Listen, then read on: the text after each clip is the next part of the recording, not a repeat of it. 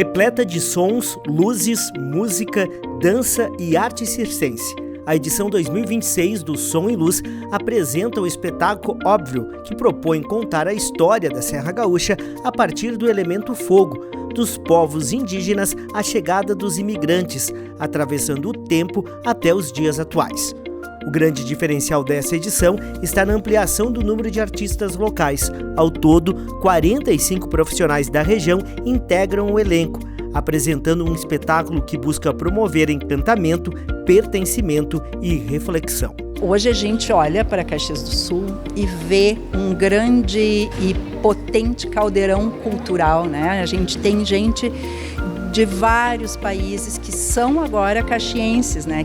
que aqui habitam, que aqui convivem e que trazem essa cultura e que é bem-vinda, que se misture, que a gente vá derrubando cada vez mais as fronteiras que definem os territórios e que a gente vire mesmo esse caldo cultural da humanidade, né? É isso que a gente quer com esse espetáculo.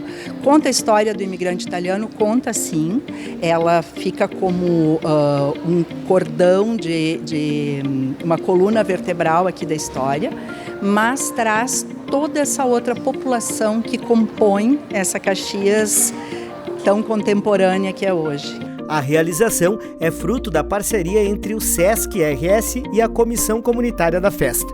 Outro destaque é a política de ingressos acessíveis, com valores populares e sessões em dias de gratuidade do parque, ampliando o acesso do público. O espetáculo Som e Luz, para além de uma entrega cênica, né, artística, também é um compromisso, na verdade, social, né, com a comunidade.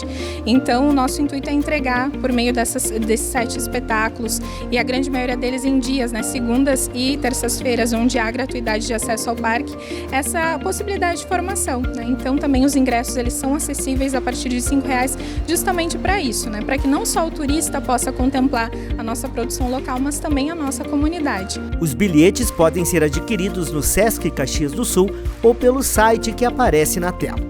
Ao todo, serão 7 sessões, nos dias 22, 23 e 24 de fevereiro e nos dias 2, 3, 4 e 5 de março, sempre às 8 horas da noite, no Jardim das Réplicas de Caxias do Sul, datado de 1885, no interior do Parque de Eventos Mário Bernardino Ramos.